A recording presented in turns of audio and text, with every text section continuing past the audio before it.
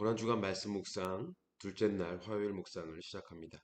마가복음 13장 28절부터 37절까지 말씀을 가지고 그러므로 깨어 있으라 라는 제목으로 말씀을 나누고자 하는데요. 본문 말씀 제가 먼저 읽어드립니다. 무화과 나무의 비유를 배우라. 그 가지가 연하여지고 잎사귀를 내면 여름이 가까운 줄 아나니 이와 같이 너희가 이런 일이 일어나는 것을 보거든 인자가 가까이 곧 문 앞에 이른 줄 알라. 내가 진실로 너희에게 말하노니 이 세대가 지나가기 전에 이 일이 다 일어나리라. 천지는 없어지겠으나 내 말은 없어지지 아니하리라. 그러나 그날과 그때는 아무도 모르나니 하늘에 있는 천사들도 아들도 모르고 아버지만 아시느니라. 주의하라 깨어 있으라. 그때가 언제인지 알지 못함이라. 가령 사람이 집을 떠나 타국으로 갈 때에 그 종들에게 권한을 주어 각각 사물을 맡기며 문지기에게 깨어 있으라 명함과 같으니 그러므로 깨어 있으라. 집주인이 언제 올는지 혹 저물 때 일는지 밤중 일는지 다굴 때 일는지 새벽 일는지 너희가 알지 못함이라. 그가 호련히 와서 너희가 자는 것을 보지 않도록 하라. 깨어 있으라. 내가 너희에게 하는 이 말은 모든 사람에게 하는 말이니라 하시니라. 아멘. 예수님께서는 성전을 정결케 하신 그 이튿날 화요일에 제자들과 함께 성전 문 앞을 지나고 계셨습니다. 그런데 이 제자들이 참 속도 없고 눈치도 없었던 것이요. 예수님께 이런 이야기를 합니다. 성전의 돌들이 어떠하며 이 건물들이 어떠하니까 예루살렘 성전의 외형적인 아름다움과 웅장함에 감탄을 표하면서 예수님도 그것을 감탄하시고 즐기시라 뭐 이러고 있는 것이죠. 그런데 예수님은 바로 어제 성전을 향하여서 내 집을 강도의 소굴로 만들었다. 아주 대노를 하시면서 장사꾼들의 상을 다 뒤집어 엎어놓지 않으셨습니까? 그리고 또 오늘 아침에는 예수님을 죽이려고 음모를 짜고 있는 성전의 종교 지도자들과 큰 논쟁을 벌이기도 하셨거든요. 그러니 성전을 바라보는 예수님의 마음이 당연히 좋지 않으셨다는 것은 지나갔던 강아지도 알만한 일이었다는 것이죠. 이 제자들이 정말 눈치도 없고 어리석고 바보 같은 그런 이야기를 한 것이죠. 아무튼 예수님은 이 어리석은 제자들에게 돌 하나도 돌 위에 남지 않고 다 무너뜨려 지리라. 타락한 예루살렘 성전과 종교 지도자들의 심판을 예언하심으로 제자들의 어리석음을 깨우쳐 주셨습니다. 그리고는 이제 감람산에 오르셨는데 제자들이 예수님께 다가와 질문을 하기를 어느 때에 그런 일이 일어날 것이며 어떤 징조가 있겠습니까? 라며 종말에 대한 질문을 하고 있는데요. 예수님은 종말의 징조에 대한 답변으로 거짓 선지자들이 나타날 것이니 그들에게 미혹을 당하지 않도록 주의해라. 그리고 전쟁과 기근과 재난과 기근의 때가 올 것이다.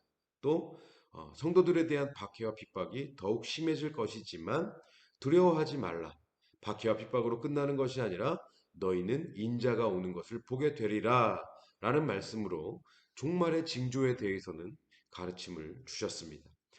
하지만 종말의 때에 대해서는 본문 32절의 말씀인데요. 그러나 그날과 그때는 아무도 모르나니 하늘에 있는 천사들도 아들도 모르고 아버지만 아시느니라. 그 날과 그때에 대해서는 철저하게 비밀에 붙이셨습니다. 그러면서 이 종말의 때와 관련해서 매우 중요한 가르침을 주셨는데요.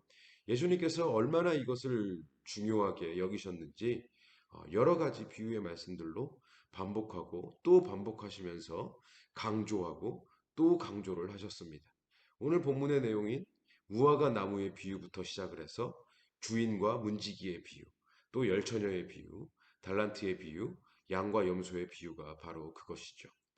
자, 그러면 예수님께서 이토록 많은 이야기들을 하시면서까지 강조하고 또 강조하고 싶으셨던 가르침은 무엇이었을까요? 이제 십자가의 고난을 불과 며칠밖에 남기지 않은 시점에서 제자들에게 남겨주고 싶으셨던 말씀은 무엇이었을까요? 그것은 바로 본문 33절, 깨어 있으라. 그리고 35절, 그러므로 깨어 있으라. 또 37절, 깨어 있으라. 내가 너희에게 하는 이 말은 모든 사람에게 하는 말이니라. 예수님께서 굉장히 다양한 비유들로 말씀을 주셨지만 그 모든 말씀들의 핵심은 바로 그러므로 깨어 있으라. 나는 이제 십자가의 죽음으로 이 땅에서의 사명을 완수하게 될 것이고 너희가 알지 못하는 그날에 내가 다시 너희에게로 돌아오게 될 것인데 너희는 그날까지 깨어 있으라. 예수님은 지금 이 말씀을 하고 계신 것이고 이것을 강조하고 또 강조하셨다는 것입니다. 깨어 있으라. 그러면 여러분, 깨어 있다는 것은 뭘 의미하는 것일까요? 뭐 가져다 붙일 수 있는 말들이 엄청나게 많이 있을 텐데요. 이 깨어 있다라는 말의 원어인 헬라어 단어는 그레고류오라는 단어인데요. 그 뜻은 죽음에서 눈뜨다, 정신을 차리다, 잠에서 깨다, 질병으로 누운 것에서 일어나다, 자리를 박차고 일어나다, 이런 의미라는데요. 제가 이 의미들을 곰곰이 생각을 해보니까요. 이 말의 의미가 간단하게 정리가 되는데 그것은 바로 죽음이라든지 잠이라든지 질병 같은 악한 상태로부터 벗어나 죽음에서 눈뜨고 잠에서 깨고 영혼의 질병의 자리에서 박차고 일어나는 선한 상태로의 변화를 의미하는 단어가 바로 이 깨어 있다, 깨어나다라는 것입니다. 여러분 이해가 되십니까? 생각을 해보니까요. 예수님께서 십자가를 지시기 위해 예루살렘에 입성을 하시면서부터 오늘까지 보여주고 계시는 이 모든 행동과 가르침의 핵심이 바로 이거였습니다. 열매를 맺지 못한 무화과 나무를 저주하신 것도, 성전 안에 장사꾼들의 상을 이 뒤집어 엎어 놓으신 것도, 타락한 성전과 종교 지도자들의 멸망을 예언하신 것도 악한 자리를 벗어나지 못하고 그 악한 자리에 머물러 있는 상태를 질책하며 저주하시고 깨어 있으라. 열매 맺지 못하는 악한 삶에서 깨어나라. 탐욕으로부터 깨어나라. 그 악한 상태에서 벗어나 선한 상태로 나아가야 함을 예수님께서 행동으로 보여주시고 말씀으로 가르치셨다라는 것입니다. 이런 의미에서 여러분 깨어있는 삶을 살고 계십니까? 주어진 삶 속에서 악한 자리에서 박차고 일어나 선의 자리로 나아가고자 하는 깨어있는 삶을 여러분 살고 계십니까?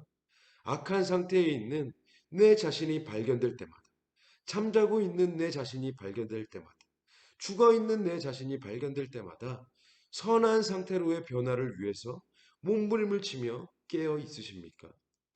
여러분, 우리는 모두 깨어 있어야만 합니다. 깨어 있는 삶을 살아야만 합니다. 이것은 주님의 반복적인 명령입니다. 그것도 십자가의 죽음을 바로 눈앞에 두신 상황에서 반복하고 또 반복하심으로 강조하고 또 강조하신 주님의 강력한 명령입니다. 그렇기 때문에 우리에게는 적극적이고 능동적으로 악한 상태에서 벗어나고자 하는 노력이 반드시 있어야만 하는 것입니다.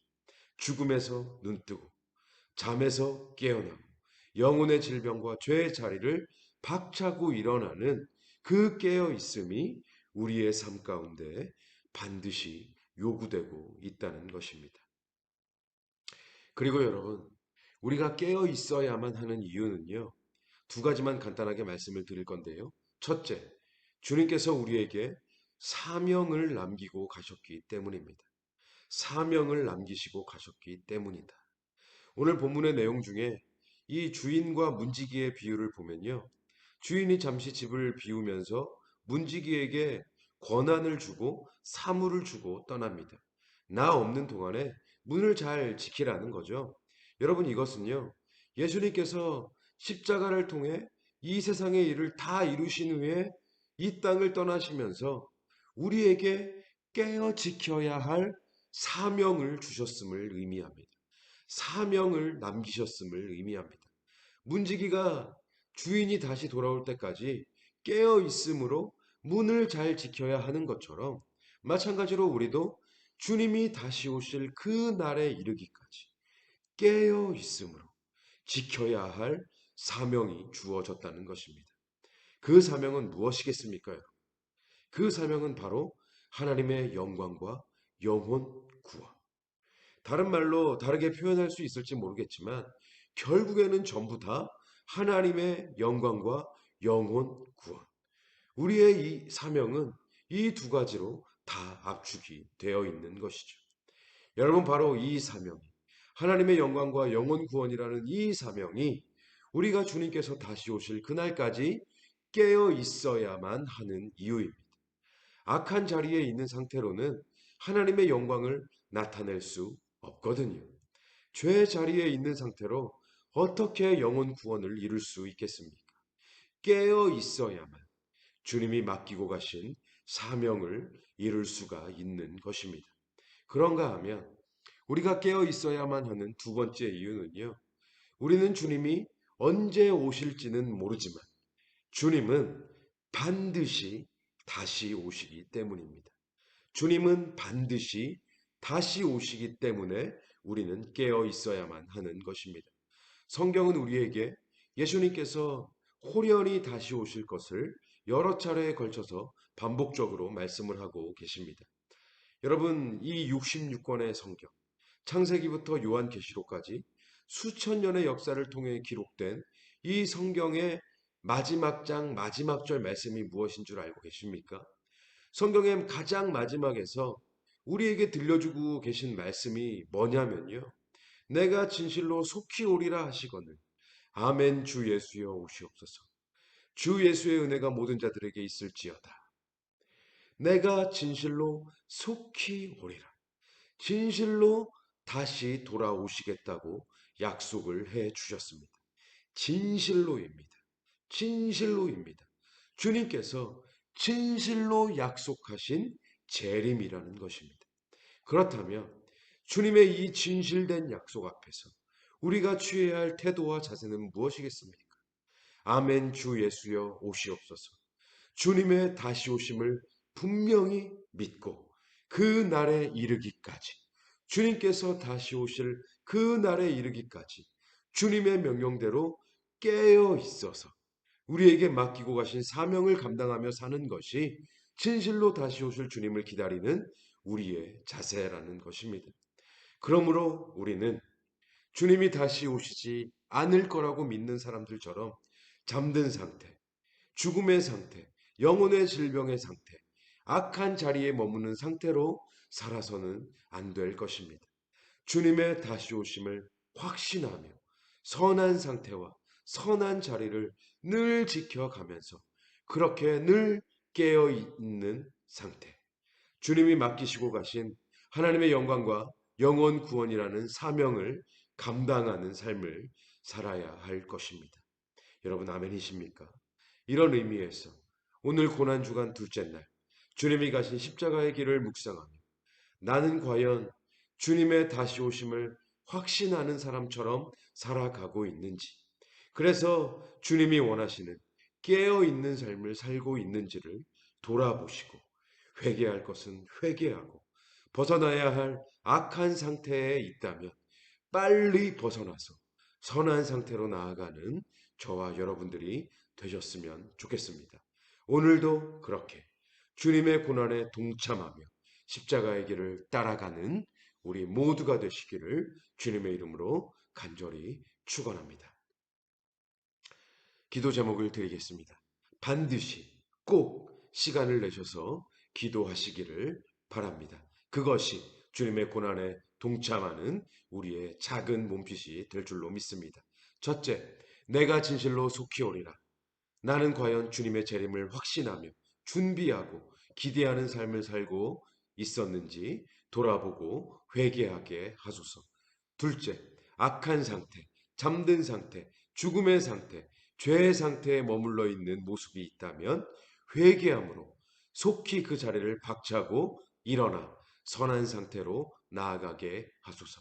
셋째, 주님께서 맡기고 가신 사명, 하나님의 영광과 영원 구원을 위해서 늘 깨어 있으므로 맡기신 사명을 이루어 가게 하소서.